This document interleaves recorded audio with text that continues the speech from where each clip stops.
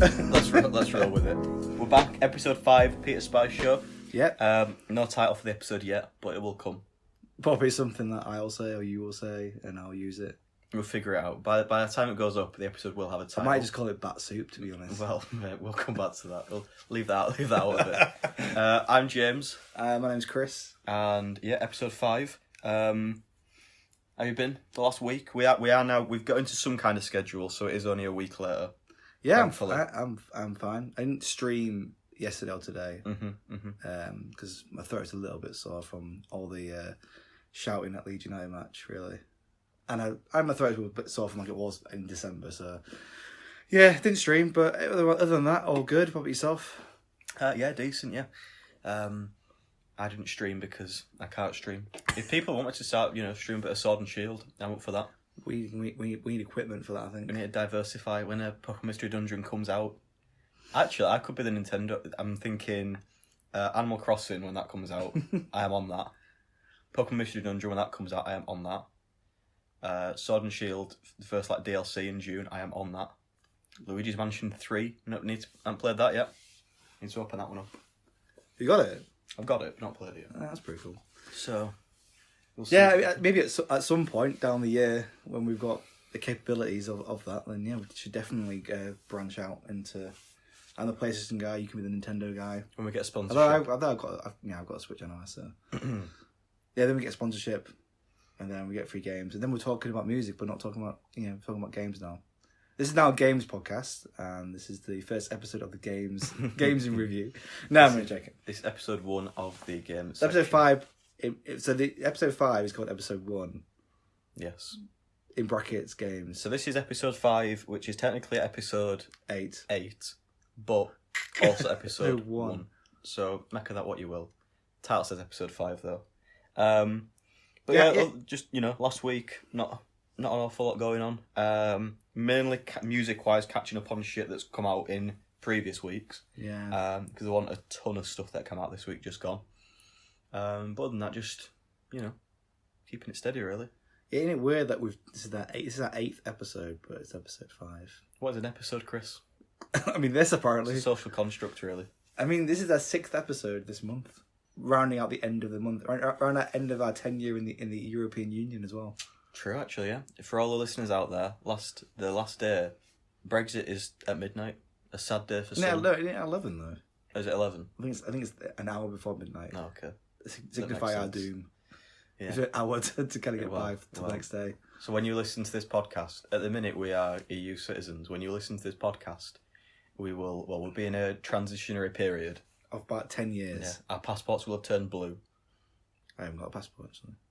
That's a true story. You can get a blue one then. Great. My passport will have turned blue. Yeah. But what if your existing passport, you just colour it blue? Or put it in a blue thing? Just laminate it or something like that. Yeah. But in blue, could you technically do that? Or does the actual... I'll have to refer that one to the Home Office. The old Home Office. If we've got any listeners in the Home Office, please let us know about that. Of the 7 listeners that we have. If one of them happens to listen, there's quite a low probability that is the case, but just on the off chance, let us know. You might have inside information that we're not privy to. Yeah. But then, just a bit of admin shit to get out of the way. As always, shout out to Gilbert for the intro. Yep. We are also now, for, depending on how you'll... Because we cater for all types of podcast listeners. We're on some new platforms. Can you Google Google Podcasts is a work in progress. We've been approved on that, but we can't find ourselves yet. But we'll put the link out when we get it. Which are the new ones then? Castbox, Stitcher, Overcast, Breaker. That's probably it. Yeah, and then still on Spotify, Apple, and YouTube and Anchor. Again, yeah, follow us on Instagram. What else we do? Twitter. We do everything. Facebook, I suppose. We do everything. Twitch. When we're on Twitch, go to notifications. So create a profile. There is a single link in the bio on everything to the link tree, and then that'll give you all the other links. And click those links, and that will take several you to... times. Doesn't really do anything for us, but just do it anyway. Just do it. Might Just be do fun. it. Make a VPN. Create separate accounts. Yeah, so we want someone to say they're in Canada so we can continue the war with Canada. Yeah. Someone make a Cedric Gervais account. Cedric or Gervais? Funny story. I was listening. I can't remember what song I was listening to on Spotify, but it was just when you play the single, it does like the radio playing, and then it suggests similar songs afterwards. Right. The next song was a Cedric Gervais song. No way. Yeah, true story. Why didn't you screenshot that? It wasn't Molly, which is the song that we got copyrighted for. It was a different song. And did he sound like us? It was actually just a recording of our podcast, which threw me off a little bit. Oh, that's weird. But it was actually recorded 10 years ago. Which, could explain things. They were talking about cloning cows. That'd be weird if I knew you 10 years ago. I'm thinking about that. I was 12. Say that as you may. Yeah, okay, yeah, that's a bit weird. That's a bit spooky, isn't it? Yeah. But... Is Cedric Gervais alive? Yeah, I think so. Well, I'm gonna... You continue what you're doing. I'm gonna Google it. But yeah, so I guess mainly people will listen to podcasts. I would have thought on Spottle. That's a mix of Spotify and Apple. That's the new one that we're gonna create. That's our own platform. We're a uniform platform. Yeah, just jump on that as well. Link in bio. On Spotify and Apple. But yeah, if you do use any of those other ones, actually. They are all free platforms as well, aren't they? So he's 40 years old. He's still alive. Cedric Gervais is still alive. That's good to know. We can continue our beef with him then. In that case, I'd feel bad going after a dead man. That should be a new hashtag, isn't it? War with Cedric. Okay. We have to tag him in everything. Like fuck you. Copyright Cedric. Can we try that? Can we try copyright strike his stuff? So we should find what sentence we've said that he said. Yeah, but it has to be like post, because I think I am actually still new stuff now. The episode that got the copyright strike was I think which is episode 2 officially, episode 4 or 5 unofficially. I just re-uploaded the video, but I think the original one is still in the 30 days. They've not responded to my dispute of the copyright, so they try to stop us podcasting, but we're still here. Oh, it could be hashtag free as Cedric. I'll work on it. But yeah, so go listen on if you actually use any of those platforms. Then give us a listen. Do that as well as if you want to review us, you can do. Give us a thumbs up on YouTube. To be fair, even if you don't watch the full video, if you've already listened to the podcast, just subscribe on YouTube. Just go like the video. Just do it. It's all free. Just do it like the night slogan. Yeah. Or Shia LaBeouf. Either or, whichever you prefer. I'm more or a combination of both. Yeah. Like Spottle. That's not Spottle. That's not a thing we're continuing. You say that now. So yeah, I mean, again, not been up to much. What have you been? What's been on your airwaves the last week? On my airwaves. Yeah. What I've been catching on those waves? Yeah, in the last week. With my surfboard, with my iPod surfboard, not even iPhone. So we talked end of last week about some stuff that was coming out, didn't we? New J Hus, have you had a chance to listen to that one? Yes, I listened to that one. Few other ones I've listened to and we'll go into detail. New Muramasa, I'd listened to that. Got around to the new Mac Miller album as well, listened to that one. I know you listened to The Professional as well, haven't you? Yeah. 070 Shake, listened to that one. This is an album that came up today as well, because I'll go and the reason why I listened to it today. But J Hus. Have you listened to it yet? Yeah, Big Conspiracy. There's a big conspiracy what we'll say though. So what's your first impressions? I like the album. You like the album? Yeah. I can't remember Common Sense that much, so I don't know. I can't really. I think I need to compare it. I think I prefer it to Common Sense, to be honest with you. I do think still it has a similar issue where the really good songs are like fucking really great songs, but I don't know if it's variety necessarily. Do you think rewind? what you're trying to say? What I'm thinking, what I'm going to be saying anyway, is someone's at this actually at work when I asked them. All the beats are very similar, so it makes the album sound like you listen to all the tracks are the same, but they're not, because when you listen to the hooks, you listen to the verses. There's things there and there's gems in there that are completely different to each track. Yeah, because it's so which is not a bad thing to have sonically have the same sound, but it can get a bit monotone. I suppose. The thing is with it, like it clearly has his style of music, which it works, but I feel like the beats, it's not even to the point where they are similar beats.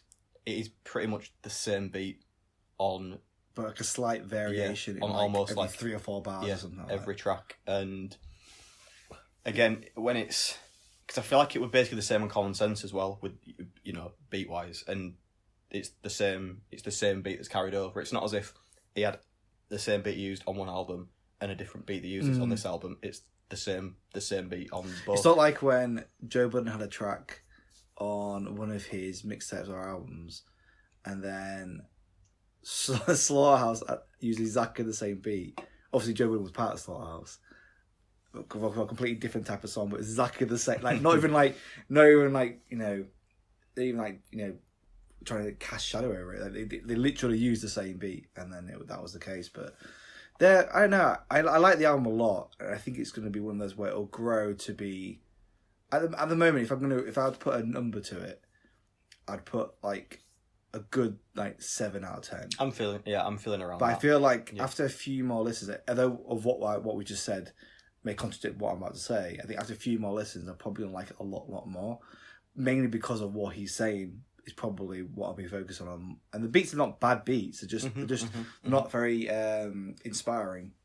Or like, oh, that beat sounds so good. Because it's not really grime either. It's not really drill or anything like that. It's just it's like a UK sounding hip hop album, but it's like a bit like in a weird like lo-fi way, and they're just not as hard hitting as I would like them to be. But I think it's a good album. What's your thoughts on Fortune Teller? As our mutual friend did not like. It's not one of the best on the album. It's because the hook is just so repetitive and boring. Yeah. Like there are a few. That's the one. So that's the one beat on that album where it's completely different to the other ones as well. Because the whole style sonically on that track is completely different. Yeah, true. But yeah, overall, I like it. I like it. Yeah. I think whilst the lyrics are good, there are some lyrics on some of the tracks, maybe like Fortune Teller, which I don't know, just throwaways. Don't quite land. Maybe necessarily. Like the punch that land. Yeah.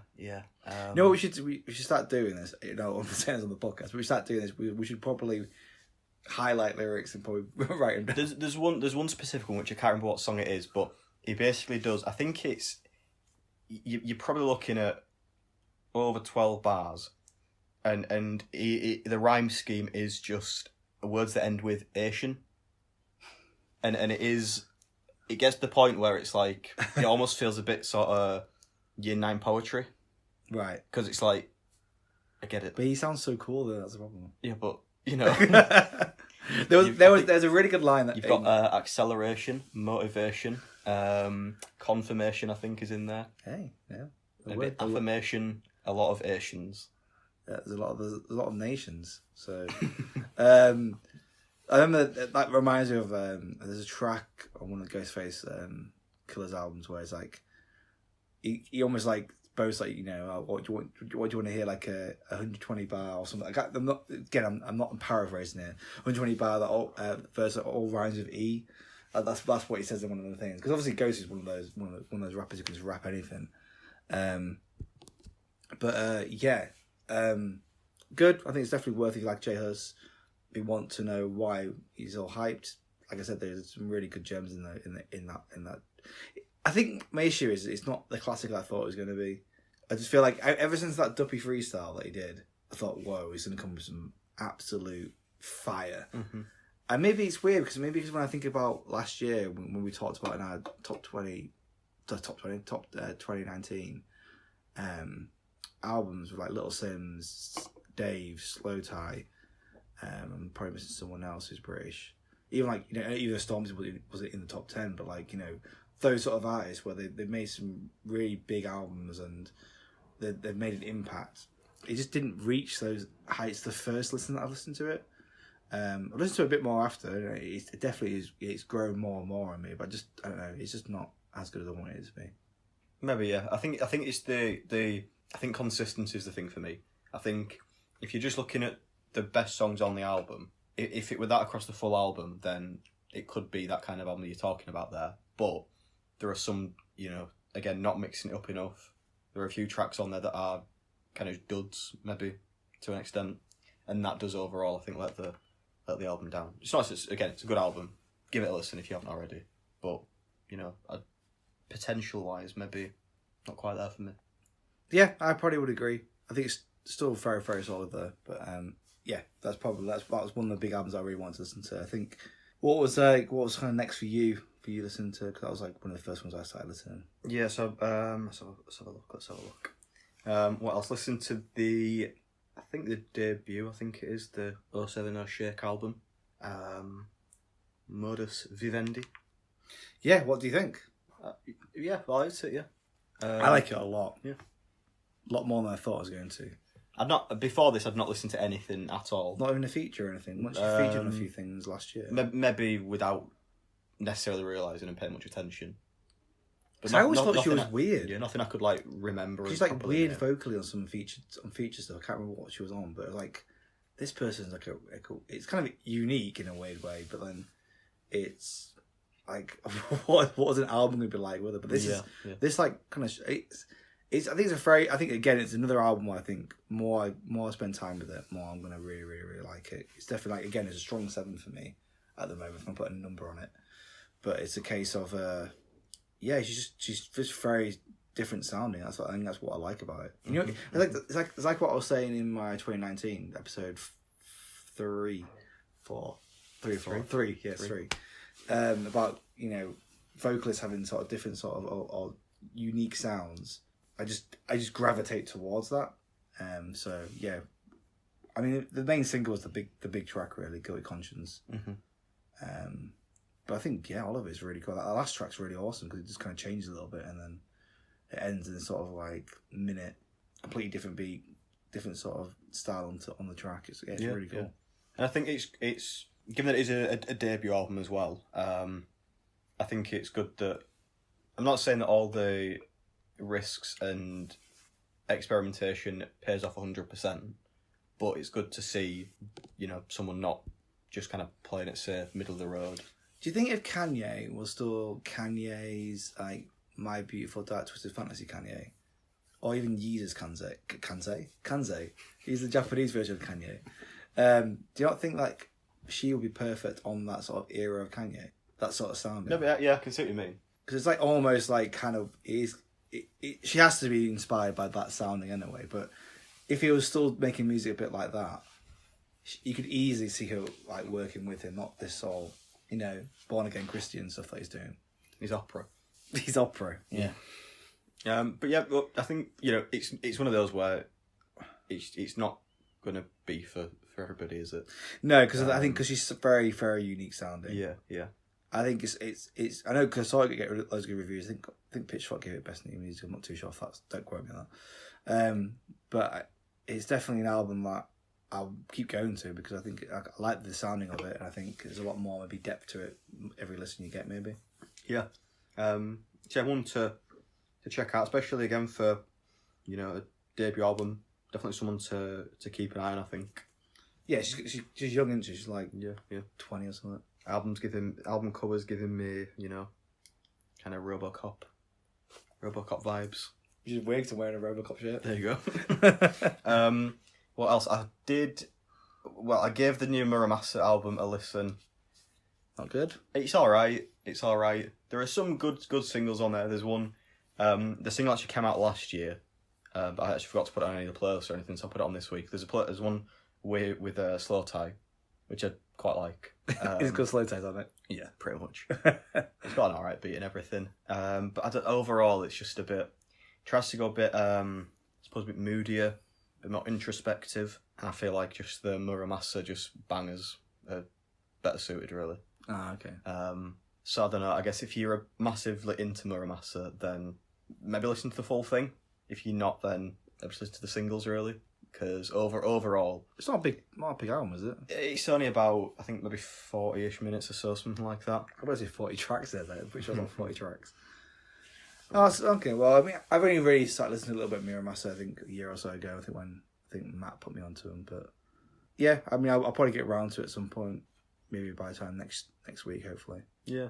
So yeah, it's about ever-growing list. About 40 minutes or so.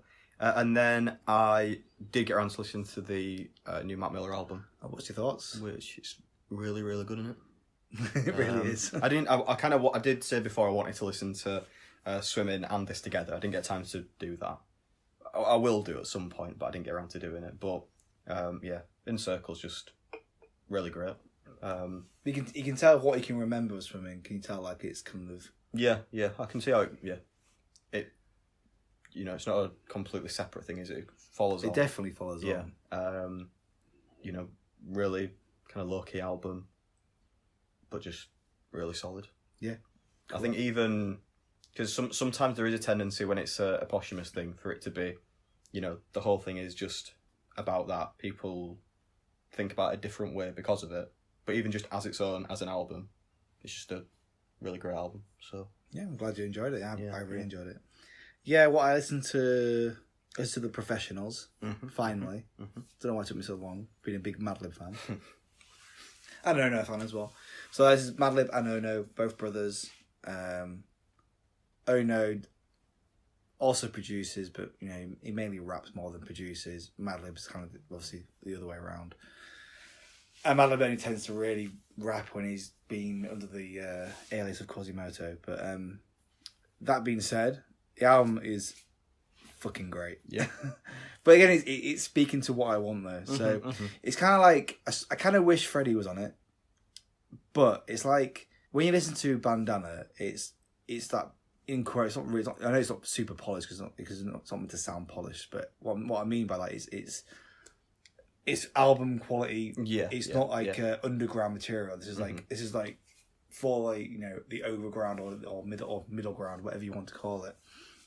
This is like all the underground sort of cuts like Madlib's got, and Ono just raps over it all the time. I mean, I never actually got around to listen to Superhuman with features Chino XL and Elzai, but man, that track is, I mean, just for those two alone, is just a lyrical exercise. If you want to you think Eminem can rap really well and sometimes really fast, listen to Chino XL's last verse. It is mind-boggling how he's still good after all these years. I mean, he's been around for a long time. He's not like a brand new person. He's been around for a long time.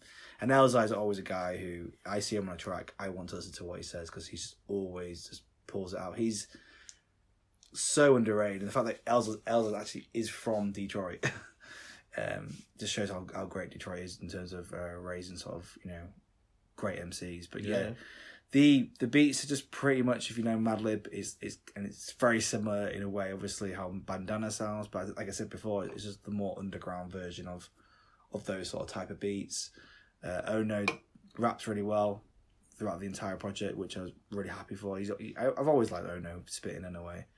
There's a few like guest features that are not really, I think, shown on the track list. Like Alchemist is on there, who again they formed a group called Gangrene, and they're not doing anything for a while. I think they were meant to be an album coming out soon at some point for the follow up from the last album. But yeah, it's just really good, man. It's just I'm looking forward to listening to it. Like the lead single off of it when that came out about a month or so ago, didn't it? Kind of early December maybe.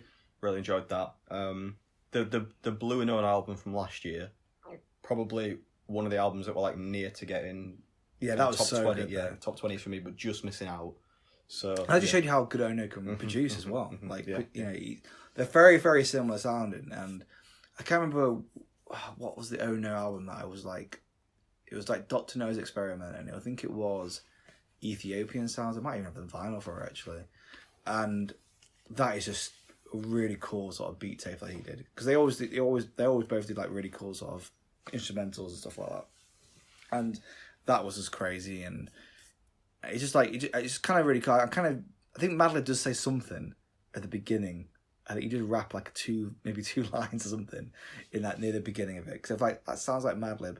But then I didn't actually check up on this, but there's a track, I think it's called CDP Shakedown, and it's got like the old crew, like people like Roxy and I think MED's on there as well, and it's just like it's just a throwback to like old school underground, LA West Coast type rap, and that's what I love about it. So yeah, it's just definitely on those vibes.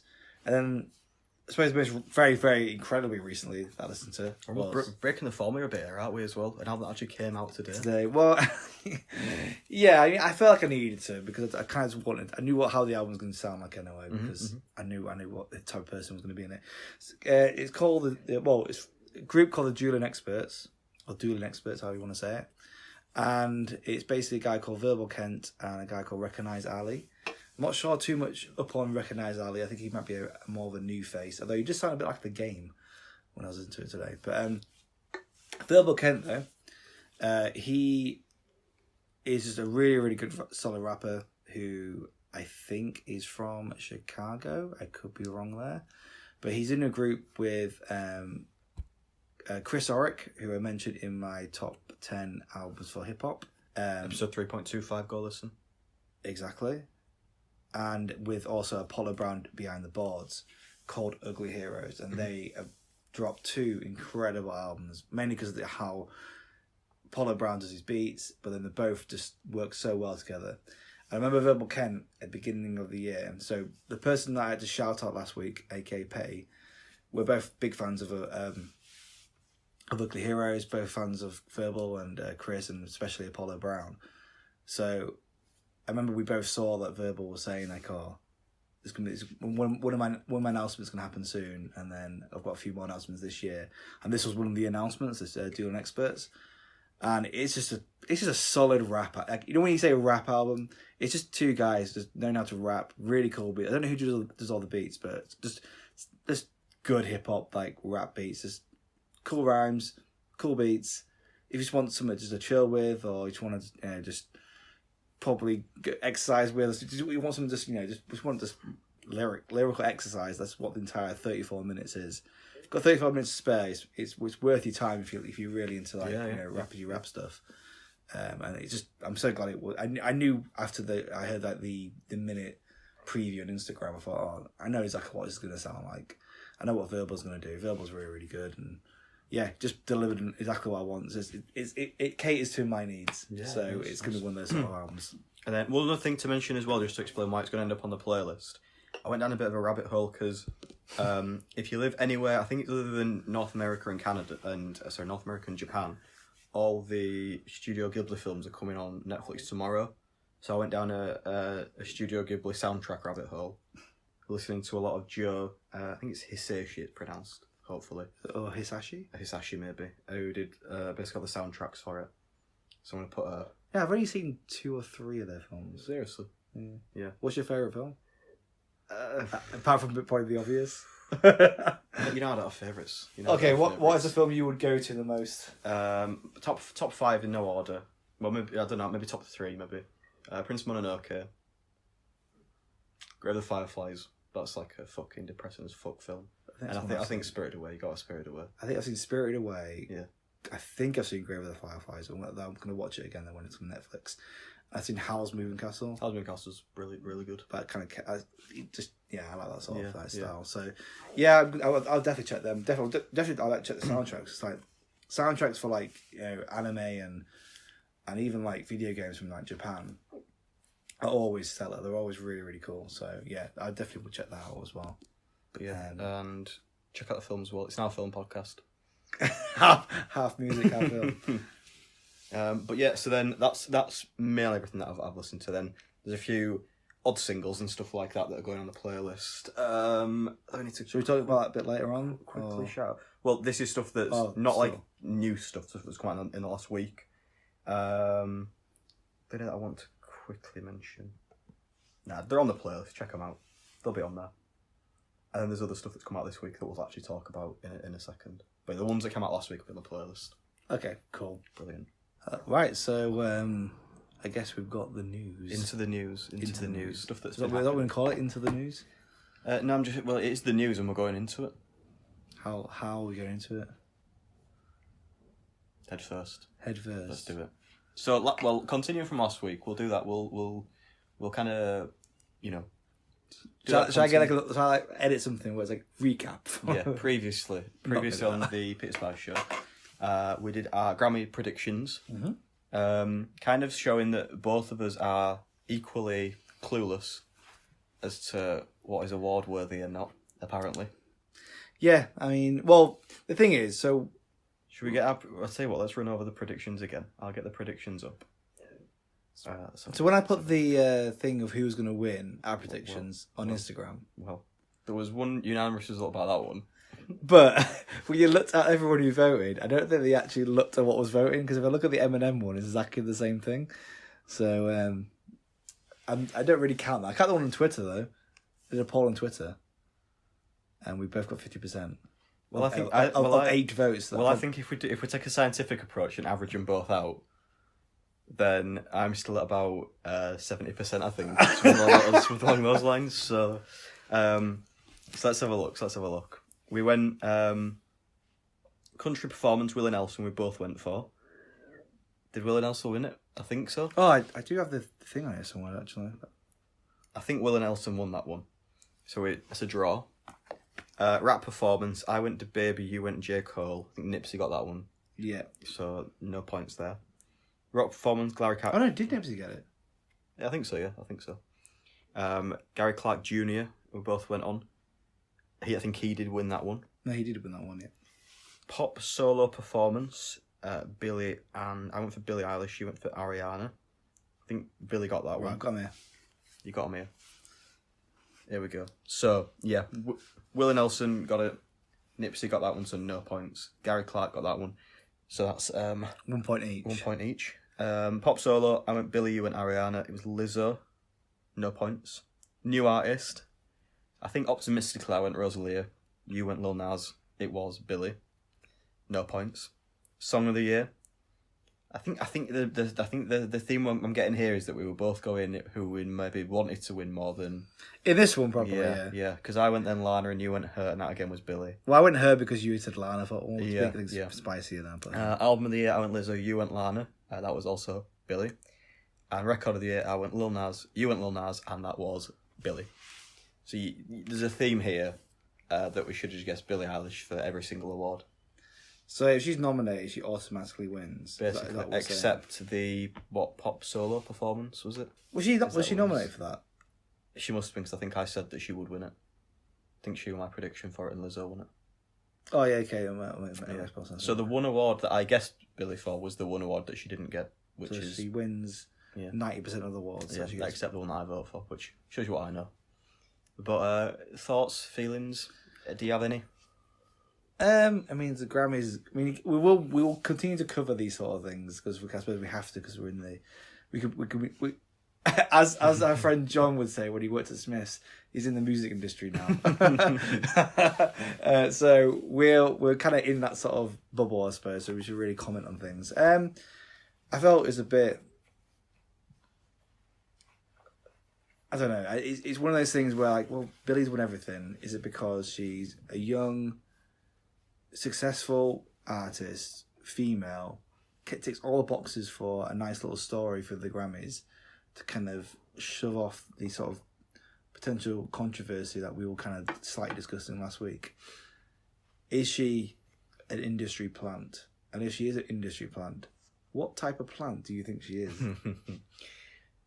That's we'll put a poll up about that one, Chris. Let the viewers decide that. I guess I think I'd have more of a problem with it if I didn't like the album. Like, I think other people have already said it. If it were a situation like it was when, Macklemore won, I'd have more of a problem with it. But like, it is a really good album. That's what I listen to. I've grounds to listen to it a bit more. Bad Guy's a really good song. Whatever you want to say about other, industry help and stuff like that. Billy and a brother producing it seem like decent people. So she seems like a normal person. Yeah, I have less of a problem with it than if, given who I predicted and who I wanted to win, I would have liked it if there were a bit more variety and if a few more people did get recognised. I think the only two that we both nominated for stuff that didn't win anything were probably Lana, Ariana, and her. So I think Rosalia won Best Latin. Yeah. Lizzo won Best Pop Solo. So whilst people did get recognised, you know, I'd maybe liked a bit more variety in the main categories, I think. But again, reasons behind who won it kind of goes back to what we were saying last week. You know, there could be other underlying things as to. Yeah, I think it just ticks a lot of boxes for people to kind of gravitate towards. Like, oh, that's okay, I suppose. You know, in terms of the wider audience, not in terms of people that will be looking at it focus on actual under a magnifying lens. Yeah. What do you think about Tyler's comments about the urban category? Well, it's right. It's like with even like the Latin one. It's Latin pop. It's like 4 categories in one. That's just Latin, and it's the same thing with the urban one. It's like no matter what kind of music it actually is, it's just one. I think him saying that it's like a polite or PC way of saying the N word is a really good way of putting it, because I've always felt weird even saying it in a way. Like even when I worked at HMV, it's a bit weird. It's like, oh yeah, that's the urban section over there. It's like this otherworldly section that should be near rock and pop. Yeah. It's like, no, it's hip hop. That's the genre, and these are the artists that are within it. That's what it should be. That's what it should be classed as. Urban is just like a weird way of saying it's not. And I feel like that like Igor specifically is a really good example, because it's got that many different genres into one. You know, it's got hip hop stuff in it, but it's not a hip hop album, is it? It's not a straight hip hop album. It's always influences from you know, that have come a culmination of what he is now in that album. That's what it is. It's not straight hip, like I was talking about the Joan Experts before. That's just a straight rap hip hop album. Like this rappity rap, that's what some people like. That's cool. Then you can also have this in the same space. But yeah. I suppose I think it's one of the inherent problems with award shows is that even we were talking, you know, last week that something like, you know, like the Oscars, where there's less genre of film, I'd say, than there is genres of music, or that you can kind of neatly categorise. But you've got a problem where you've got this range of stuff that you're just trying to put into a single category to compete against each other for a single award. There's always going to be a problem there in itself, but it's yeah, the urban side of things. I'm doing air quotes there for the listeners at home. I basically agree with what Tyler was saying. Totally agree. But yeah, I mean, overall, I don't know. Maybe not the worst Grammys ever. Were you going to watch it? No. Neither would I, to be fair. No. I sometimes do the Oscars. Sometimes until like fucking 6 a.m. in the morning. I suppose in a way, for the UK ones, we would probably have to react to it. So that's something we may end up doing at some point. But yeah. Wow. Well, it's in May. I'm not saying that's 100%. Probably 25%. May not. Yeah. So it was something along the lines. We'll still obviously cover it in terms of the podcast, in terms of who wins. And even is the Brits? When is that? February, I think, is it? It's on Brit Day, I don't know. Is that next month then? Well, technically tomorrow is next month. Yeah. We'll find out. We'll find out. I've got no idea. We'll do some sort of polls and stuff like that. Yeah, so the next thing really is the Super Bowl. The halftime show, the legendary halftime show. Which is on Sunday. I can tell you when that is. That is on Sunday. Is it not technically when that happens for us? It'll be on a Monday. Well, for our one listener in Jamaica, yeah, it's on Sunday. Okay. So it's Shakira and Jennifer Lopez. No, yeah, Shakira and J-Lo. Yeah. Are you a Super Bowl American football type of guy? I mean, I've booked the morning off to watch it. I don't mind Super Bowl. I don't mind American football. Yeah. I mean, I've watched a lot of the All or Nothing documentaries in the past 3 months. Watched all of them, so I'm more geared up for it than ever before. But I'm not massively into it. You know, I prefer football and the rugby codes more. But it's definitely something that I interest me, especially the Super Bowl, because it's always a big spectacle. And if you have a good performance from both teams, it can be a really good match to watch, even though it can be a bit stop and start and stuff like that. But halftime show is always something that causes something happens in it, I suppose. What do you think? What do you think is going to happen? We'll put predictions up on any poll or anything like that. But what do you think? Guest appearances? Are you excited to potentially even see clips of these two, in air quotes, legendary acts of music? Well, I'd like a performance by Shakira of the 2010 World Cup song. I just think do that. Just sing that. Not the entire time. How long is the halftime show? Like 20 minutes. It's quite long. But I mean, this is because like previous years they've had, I mean the other year it were Maroon 5. Yeah. I mean, but I think was it the year before that it was Beyonce and Bruno Mars and Coldplay, wasn't it? Yeah. So you had quite a lot to sort of pad it out there. What they should do, right? It should be Shakira should sing the Jennifer Lopez songs and then vice versa, and just see how good they can do it. But they don't have any sort of preparation.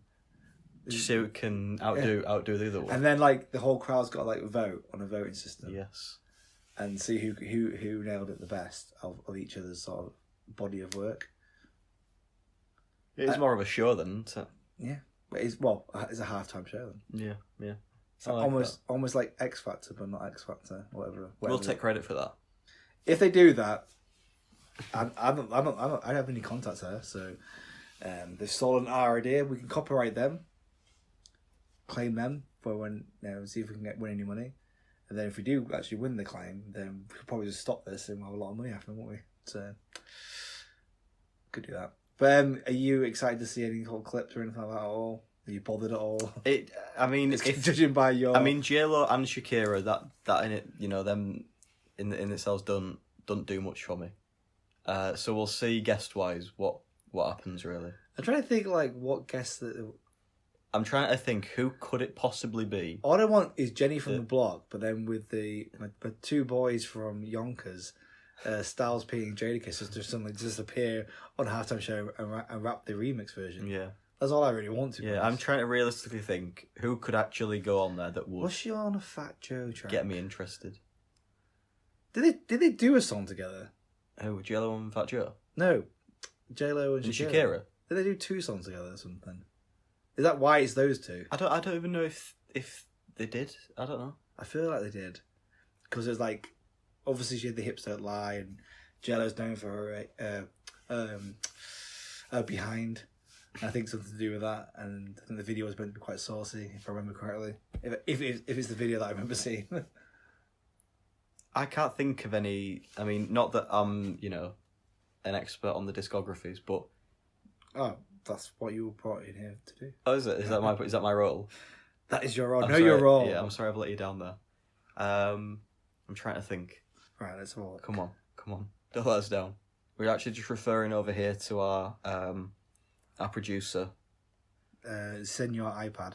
I'm not getting any songs coming up straight away. But it's all about the bloody goddamn... Just about the Super Bowl. Song. Here we are. Did they have a song together? Jennifer Lopez. Shake It All. Shake It All? Was one song. Yeah, official music video. Last year, apparently. Last year? Oh, well, I reckon that must have just been the announcer Super Bowl. They release a song together to get people excited about it. That's... Setlist revealed. Setlist revealed? Oh, well, this ruins it. On us.holla.com. I don't know if I want to know. I think I want to keep the surprise. Is this going to ruin the guests as well? If there are even any guests. I swear they did a proper song together like years ago. Because it was a big thing. Maybe my hips are lying. Maybe that's what it is. Your hips have never lied to me. That goes so many ways out of context. Let's have a quick look on here. I mean, it says there's a setlist that is revealed, but so far I've gone through the end of the this article and there's no setlist. You have to subscribe and pay $6.99 a month for 3 months, and then you get the setlist. This is where we need our audience out there, our listener in Jamaica, our audience in the UK, my sister in Australia. Yep. Who I now realise is that's who it is. Now that you revealed that last week, and I remembered that. This is where we need you to tell us. I mean, there's going to be a lot of dead air right now, so I'll definitely be editing this out. I'm having a look at it. I feel like if it was there, it would have come up by now. I don't understand. I'm sure there is. I think this is a figment of your imagination. Unfinished project. I don't think that's it. That's just Why would I have... Maybe you dreamt it. Jennifer Lopez featuring Shakira, a she-wolf on the floor. That's 2011. that's not it. That's not it. She-Wolf Probably is gonna edit all this out anyway. She-Wolf is one of like the 3 Shakira songs that I actually know. You bet a she-wolf on the floor. That's surely just a cover of that though, just an add-on bit. Are you sure? Well, anyway, this whole bit will probably be edited out anyway, so don't worry about it. Okay, so Super Bowl, not really that bothered by it. We'll see. We'll see who turns I'm up. sure it'll be a spectacle. I might get excited about it. I think they're going to do retroactively. which I didn't forgot to say at the beginning of it, but they're probably going to do a tribute to the late Kobe Bryant. Yeah. Rest in peace. Mm-hmm.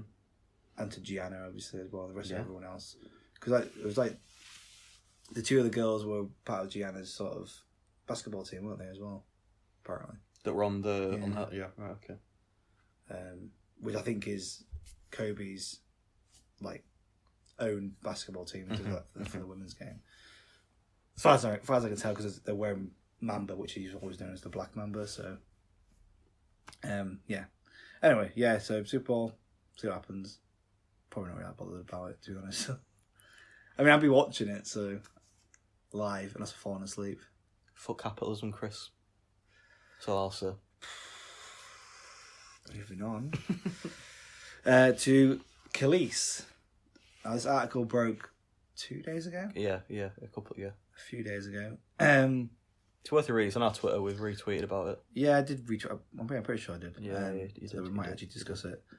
So I haven't read it all yet because it's quite a lot. It's a pretty long read, yeah. But it's about Pharrell doing Khalees dirty, essentially. Mm-hmm. And it was like, was it 2 days ago, 3 days ago? So the article that I've got here, I think it's the same one that I retweeted on Twitter, is from The Guardian, and yeah, I think the actual original interview was in The Guardian, I think. Yeah. And then other publications have kind of picked up the story as well. So if you want the original, the full thing, but basically I've just come to near the bottom of it. So the story of the music industry is one of young artists getting ripped off, which would be going to something similar after this, again and again, because they're too young to understand the contracts they have signed until it's too late. The difference in this case for Khalees is that she says that it's her friends who ripped her off. So she's quoted here saying, "I was told that we were going to split the whole thing, 33, 33, 33, which we didn't. Instead, she says she was blatantly lied to and tricked, pointing specifically to the Neptunes and their management and their lawyers and all that stuff. As a result, she made nothing from sales of her first 2 albums, which is crazy, when she was like such a big thing at that point as well. When were the albums? What would be the album with Milkshake and bloody I Hate You? Yeah. So when were they released? They were 2000 and early 2000s. Yeah. Well, I might say on here actually, which are 2 massive singles, and there's no bloody dates on here. Anyway. Yeah. So she goes on to say that she was lied to, and she made nothing from that, which is crazy. But she did notice that for a few years, because she was making money from touring, and that the fact that I wasn't poor felt like enough, so she was only breaking even touring. Their argument is, well, you signed it, so she signed the contract, but I signed it, but I was told I was too young and too stupid to double check. Pharrell and Hugo from the Neptunes did not respond to repeated requests for comment. And then they were your friends, and it was amazing. But it's kind of like a really sad tale, really, because Khalees, I mean, she's probably more known to be Naz's ex, and obviously then had that thing about Naz apparently beating on her a year or so ago, which, well, nothing's come off of that. So, which I don't think is. I'm not saying that she was making it up, but there's no evidence, nothing's been put to court or anything like that. You know, and they've both got a daughter together. Just sad, really. I suppose what happens when even someone as big as Khalees was, and has been in a weird way a figure in pop culture, you can happen to the best of them. You know, it was always my argument with things like X Factor and Britain's Got Talent and all the other bullshit shows like that, whatever they're going to be called. You get this artist that wins, sells all them stuff, and then what happens really to them after that? They may make a pretty penny, but then you see more often than not, 10 years later or 5 years later, they've released an album, doesn't make any money at all. In fact, about the One Direction thing we said weeks ago, and they're almost trying to sell their soul to try and get any sort of sales, you know, as best as they can. So, like, is that because the contract was actually really bad, even though they got into this A-list stardom, but now they're a Z-list, you know, celebrity or musician? It's just like, I don't know, it's a bit... I just think it's... even going back to... We were talking about, I think on that episode, maybe in episode 1 or 2, like with the Juice WRLD thing, and about, you know, record labels just basically, you know, using these artists and after that just shafted them, basically. It was almost what you're commenting about Super Bowl is. Yeah. And, yeah, even when you've got... I suppose, you know, one of the big things here is Pharrell being involved. You know, I think everyone has this image of Pharrell in their head, don't they, as, you know... Really, super nice guy. Yeah. I mean, he's always happy. Yeah. I mean, and I appreciate we're talking about stuff that happened 20 years ago here. Yeah. But even so... I mean, yeah, he's probably not now. He's probably now a different person, definitely. But he's made a shed load of money since then. And really, if you think about that, if he was going to do any of this justice, he probably would send money back or send money what's probably owed to Khalees, really. You know, he's made, just with that Happy song alone, he's made a ton of money from that. Yeah. But you have to think when... Which is why people do get away with it. When it's the position it is now, what's going to benefit him more? Keeping quiet about it, and the few people who are paying attention to this knowing about it, but everyone else who buys his Despicable Me singles, do they know about it? No. So it's not really in his interest to actually comment on it at all. Which, yeah, so sometimes you got to trust your friends, mate. Sad state of affairs. When you start reaping on the benefits from this, mate. not telling me about it because we couldn't sign a contract. Then I'll know. That'll have to be our own podcast. When I start getting all your Twitch money because you've signed a contract that you never realised. Now it'll be called The Weasel. That's my new podcast. It'll be just exposing you as this tyrant. Yeah, I think it's sad. I think again it kind of goes into the next story that I also retweeted onto our thing, which is the whole motive for both of these is be wary of when you're a new artist and what you're signing for. So there's an article that was on Pigeons and Planes, which I actually saw randomly just retweeted by one of my sort of favourite producer rappers from Cunnilingus, actually, what we talked about in episode 1. Because I remember Pigeons and Planes being a good source of new music news and stuff like that. So I was actually going to Twitter to follow them, but I actually saw them retweet noticing about this particular article. I thought, okay, I'm going to retweet this article and have a brief read of it. Again, I've not read it through thoroughly, but I suppose because of what my actual job role is outside of this, I found it very, very interesting. So it's kind of an article about a new musician that wanted to kind of, you know, he's been around for a little bit. He wants to kind of promote his new album, J. James, and he wanted to save some money up, probably working a part-time job or maybe a full-time job, saving up this money so then he could do some advertisements and actually try and push this in a marketing sort of space, you know, across, you know, the internet, which is, you know, you live in this day and age now where you can pretty much do anything you want. You can market it however you want.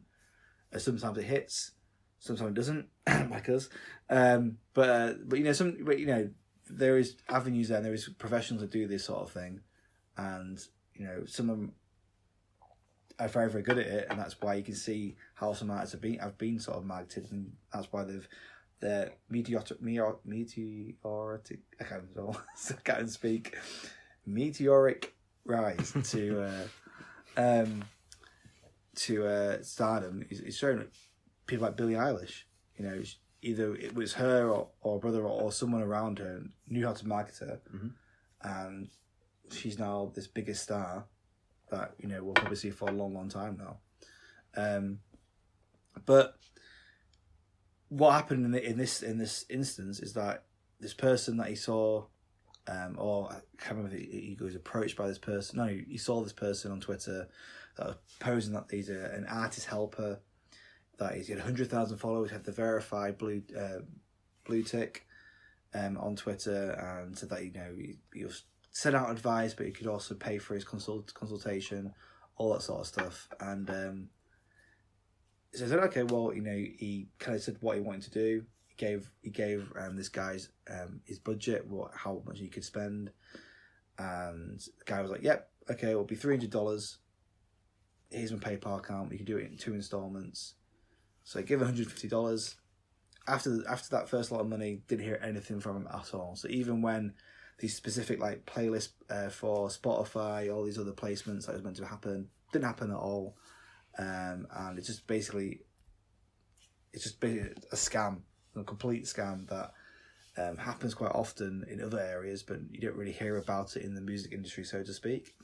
So it goes further along in the article where a particular lawyer started getting a lot of these sort of instances, but for this same particular person, where this person was just taking the money, not doing anything about it, getting away with it, and they all obviously wanted to sue him or do some legal action for it.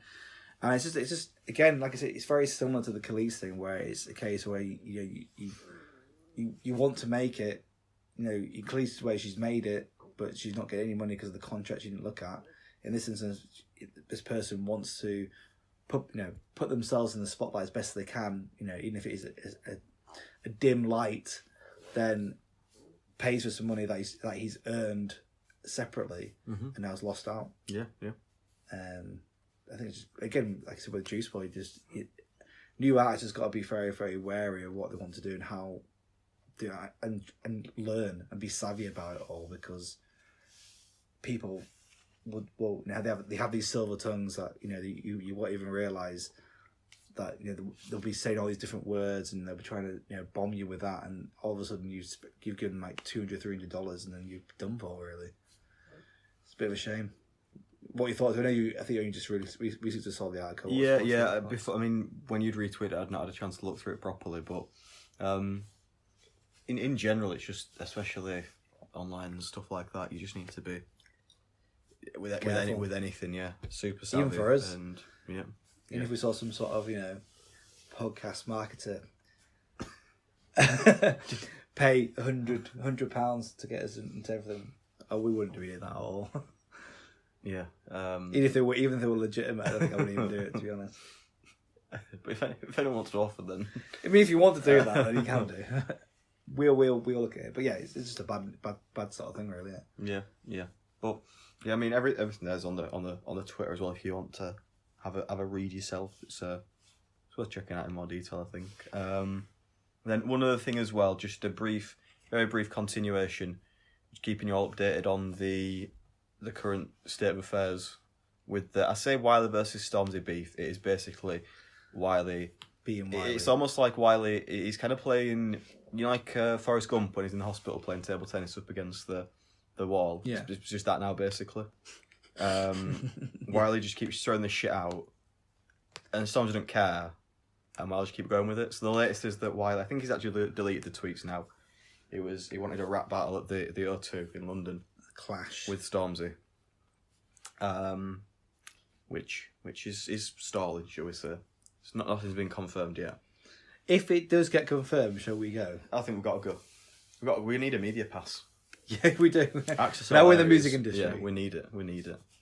So we'll keep posting on that one, but unlikely that anything will come of it, I would have thought. It's just Wiley being Wiley. It's like why outdoing Wiley? Yeah, I just think don't delete the tweets though. Why are you deleting the tweets? Because he as described in, I'm sure in episode 2.5. I'm sure I said this, but he's just a mentalist. He's crazy. He was unhappy on a label and he released everything on Twitter like years and years ago. All his demos and stuff like that. I'm sure that happened. Yeah, so I'm sure I've got those files somewhere. So if that is the case, then tweet it and just keep it there. Yeah, but then he's like, it's much like the line what Stormzy says. it's like something like where he sobers up and begs it, you know, something like where he's just like, that's just who he is. He's just crazy. I think it was one point where on Instagram he was like putting some up, and after a week he'll just delete everything and just start again. Yeah. So it's just like I suppose it keeps him in the interesting light that he's got at the moment.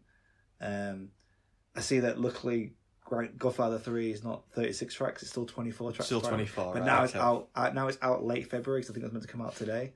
So to be seen anyway. But then he's saying also he's doing the JME thing for the whole year, but for the whole year though. So but we don't know yet, because then before he said it's going to be out on all platforms, that now he keeps changing. So he's a simple case of being bipolar is what Wiley is. Yeah, I don't think I'll be rushing out for the Godfather 3 vinyl like I was the Grime MC vinyl. I got the Godfather 1 vinyl because it was a Record Store Day one. Yeah. Which I'm glad I got that. Yeah. But then 24 tracks, I'm not sure. You know. I'm not gonna get the It'll vinyl. be a 4-disc vinyl. Yeah, it probably will be actually. Yeah. Yeah. But yeah. Anything else that's been going on you want to cover? I think that's pretty much the news. Yeah. So we'll to be continued. We'll next week we'll give you our review of the Super Bowl. What we thought was cool. Whatever the hell happened. Yeah. Okay, cool. See you next week. See you next week. On the news. We're not ending yet. We've still got a new release. See you in the news next week. See the next week news. So there is the news For next week. So we'll see you next week. So then this week, what? There's not many albums that have come out this week necessarily. Is there? There's a few, I guess. We've got 1, 2, 3, 4, and some other as you put on the notepad, indie shit. So the indie shit. There's a new Blossoms album, new Gengar album. I'll give them a listen when I get around to it, but it's not top of my list. What do Gengar sound like? Because all I get thinking about is the Pokemon. Yeah, it's not spelled the same, but I know. It's just that kind of indie kind of guy with a kind of higher pitched voice. I really like that. Actually, when I listen back to it, it's not maybe as good as I remember it. But the first album came out, I think, like the start when I were in college, and I really like the first album when I listened to it when it first came out. It still got a good few tracks, some good tracks on it. But yeah, I think they're pretty typical. Stereotypical. Kinda, yeah. They're nothing like massively groundbreaking. But give them both a listen. See what it's like. I'll do an indie binge. I've not done the Bombay Bicycle Club one yet. I haven't done that either. Actually. I'll give myself a 2-hour period. I'll do Cortinas as well. While not strictly indie. You know, that kind of arena. I'd say. I'll give them 4 a listen. Just bash it out. Yeah. See what you feel. Yeah, and then we'll come back to it. What else? What else do I need to listen to that's come out this week? Well, there is the Lil Wayne one. I guess that's like the big release of the week, I suppose, isn't it? Really? Yeah, that's the major one, isn't it? So Lil Wayne's funeral. Yeah, which actually, I don't know if you've realised this, Chris. If you actually turn the album cover upside down, it says Lil Wayne. It's clever, isn't it? Yeah. I can't remember what I think the term is a nobogram or something. Yeah, so a mobogram. Maybe we should get a Peter Spice show version of that. Don't know how we could do that, but if anybody out there is a particularly skilled artist at doing whatever Chris just said, that word, I think it's that. I'm not sure. let us know, and we could. Yeah, are you excited for Lil Wayne? What's your thoughts on Lil Wayne? I mean, in general, I'm not the biggest Lil Wayne fan. I can put up with Lil Wayne, but I wouldn't. For say... you, is he like a feature? You know how we said before, like artists are really good just for like, especially in hip hop, obviously, but are just good for features. Are you that sort of one where you rather you hear him as a feature rather than a? In a way, but I wouldn't say I think he's particularly good on features either. Oh, no, I would agree. Like I'm really not about Lil Wayne. Not about that life. No, I do know people, mates from kind of high school and college who are like pretty big fans of Lil Wayne. Really? But yeah, I've just never really done it for me personally. I was the same for a while, because when he was like becoming the zenith of like hip hop at that time, then it was like, oh, okay, well, I need to understand why everyone's liking him, because I always felt like his rhyme schemes were pretty basic, and it was always like something like something like something like something, like one thing is like hot like sun. That's a line that's always stuck with me for a long time. I like that one. Yeah, but it just seems so basic when you say it. Hot like the sun. But it's hot like sun. Hot like sun. I'm hot like sun. Yeah. Oh, there's another one I'm trying to think of right at the top of my head, but I can't. But when I listen to the Carter 1 and 2, specifically 2, yeah, that's where like, oh, I get it now. Yeah. It's where everything comes into line. It's like, oh, it's the beats, it's how he rhymes on it, how he's rhyming. I understand now why everyone thinks he's a thing. And the Carter 3 was, by all purposes, was a very good album as well, in fact. Carter 4 was okay, but was that Carter 5? I can't remember. He's done a lot of stuff. So he's an artist I'm always intrigued to listen to. I just don't think he's got it like you think he's got it. And he's been... The game has changed a lot since he was a prominent figure. Although people still count him as a prominent figure, and I understand why, and I would agree to an extent, but I don't know. I don't have huge hopes for the album, especially when it's been 24 tracks or something like that. 24 tracks, and not even just Lil Wayne, but an hour and a quarter. No one needs. But it's the thing with Eminem's album, isn't it? It's like, why? Yeah. Why are you dropping an hour album when you're like in your 40s, 50s now? Like, I don't understand. I mean, Lil Wayne's still young, to be fair. He's like in his 30s. Like, I get the, it's especially in hip hop. There's this, attitude you've got to have that you are the best. But can you really convince yourself that you are the best to the point where you think that you've got an hour and a quarter worth of music that people need? What to it hear? is, it's an old school mentality of because. If you don't realise now how everything's shifted, back then you put as much as you could possibly do on one CD, because that's kind of how it would work. It's more of a mixtape thing than an album thing, but that's kind of how it was always been. An hour was always like a mark of like, oh, you can make a really good album that's an hour long. That's kind of how it used to be. Yeah.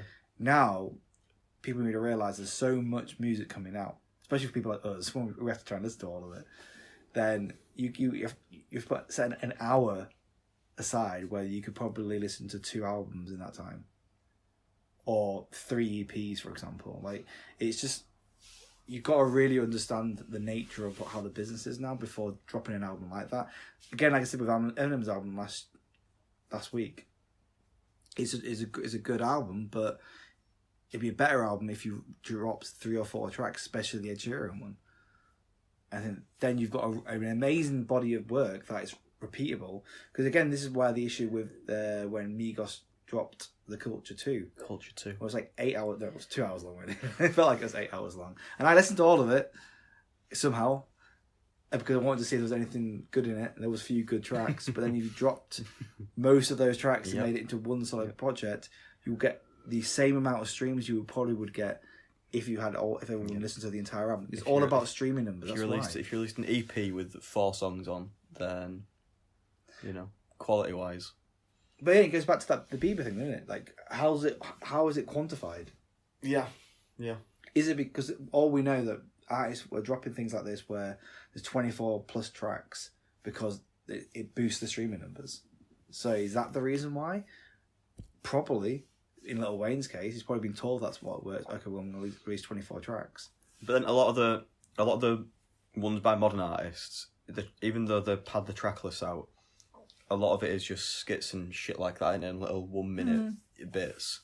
Whereas, I don't know, it seems like the Lil Wayne one, is it 24 actual tracks? Like the Eminem ones, there's a few interludes kind of thing in there, but the majority is actual, full songs into it. Yeah. So, but I mean, 24 tracks is a bit. Yeah, it was something. Someone released an album like that who I really like, and I was like, I know they can deal with an hour, even though I really like it. Yeah. Well, by all accounts, they're all around about 2 to 3 minutes long. 3 Some are 4 minutes long. So there's no skits by all accounts, which is pretty. I mean, the thing is, Jay Rock's on it, which is pretty cool. Big Sean, Little Baby, 2 Chainz, Takeoff's on it. I was going to say Satan's Kid, but that's actually in brackets with for the Tom Bastards. Tentacion's on it, which is strange. So yeah, it's one of those things. We'll give it a listen. I'll give it a listen to maybe. It's going to take me a few weeks to work through it, but I suppose after that, I mean, I've obviously mentioned Dueling Experts as a top of the podcast. If you want some just boom bap, rappity rap, listen to that. I didn't even mean that to rhyme then. Then we've got Policia. What's your thoughts of Policia? I never actually listened to the second album, I don't think. Same. I haven't listened to much, to be honest. The first album was great. Yeah, I really like the first album. No. So I'd be excited to see what they're like now, 3 or 4 albums deep. So I'm interested in that. And then they've got Russ. Something about shaking the snow globe in it or something. Shake the snow globe. Oh, shake the snow globe. So got shaking. Okay. I never listened to Russ before. I'll listen to it this time. Yeah, we'll give again. Russ is. I'm not the biggest Russ fan, but people can change, can't they? People it could surprise us. I like to be surprised. So. Yeah, I was never really even bothered with when he first dropped his first album. I was like, okay, I don't really know who this guy was. All of a sudden, he was like dissing Joe Budden or something like that. And I was like, okay, cool. Yeah, don't know who you are. Yeah. Other than that, a few singles that have dropped, which. Pretty interesting. New Gorillaz. Not listened to. Yeah, not I really listened like to any it. of this stuff yet. I listened to the Gorillaz song when it premiered. Really like it. It's not really typical sort of slow tie sort of feature, but it's got with slaves as well. It's a cool track, cool video. I put it on the playlist. I quite like it. I'm sure I'll keep going to it. Yeah. Always interested to see what Gorillaz do. They're a bit more miss and hit these days, but they always have interesting ideas, and I think interesting. I feel like one their album, that last album as well. One of those one. It was a long album, wasn't it? I seem to remember. I think the album. I think it might be that one. Or maybe the album before it, where it was just stupidly long. I was like, I couldn't even deal with it. Yeah, just I actually almost felt like just turn it down. Throw my iPhone out the window, that sort of thing. Yeah, cool. Royce da 5'9", another new single. I can't remember what it's even called. I Never Age. I think it's called. Just him being his rappity rap best. Another beat that he's produced, where he's produced this entire album. The Allegory is coming out next month, I think it is actually, which is I'm really, really excited for. I always think Royce is underappreciated, underrated. He's getting better at rapping. His content's getting better. Not that he never had bad content. It's just like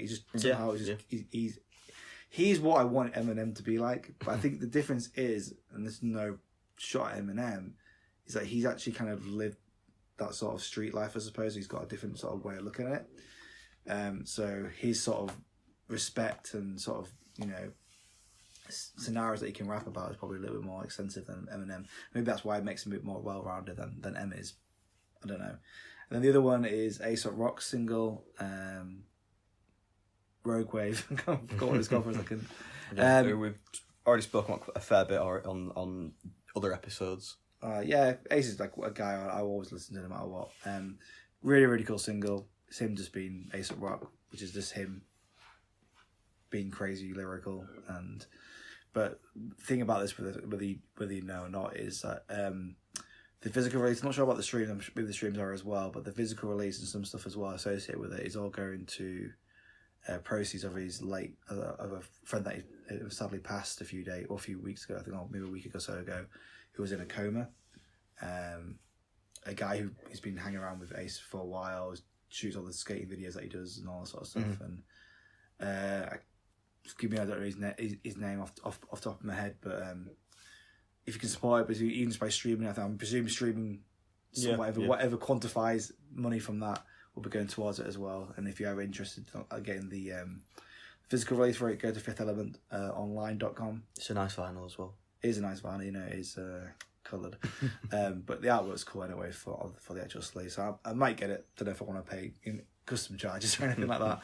But it's definitely worth a track, worth listening to on YouTube or anything like that. And it's kind of a nice cause as well. I think that's pretty much it, really. Yeah, well, I mean, the single should be get them on the playlist, so give them a listen. If there's anything else we've missed, please do let us know. Please let us know. Please. Please. Still waiting on that. Twitter, Instagram, and YouTube, I think, are probably the best ways out there as well. You know, tweeting us, commenting on a post, commenting on a YouTube video. Yeah. I feel like they're all probably the best ways to Please do, if you made it this far in an hour or so. In fairness, this is one of the shorter normal episodes, isn't it?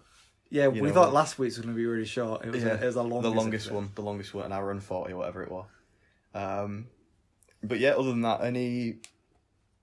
anything else to add, really? No, I think we're off to go and see rugby. We're off to watch some rugby tonight. Should be a good time. Could be the team's first win of the season, well, I hope. So Peter's Passion, our sports podcast as well. So you're welcome for that. But yeah, other than that, follow us on the platforms, Twitter, Instagram. Click those links. Listen to us on the new platforms, Castbox, Breaker, Stitcher, Overcast. I feel like that's it. Google Podcast when we are on there. I think we should be on the next week or so. Even if you don't use them, just put us a follow. But it has some sort of algorithm that might help us out. Just get that interaction. Go on, just do it. Like Sheila Booth or Nike. Or Nike. I'm going Sheer. Or Nike sponsored Sheila Booth. Yeah. But yeah, that should wrap things up. Yeah. And see you next week. Peace out. Peace. A-Town down.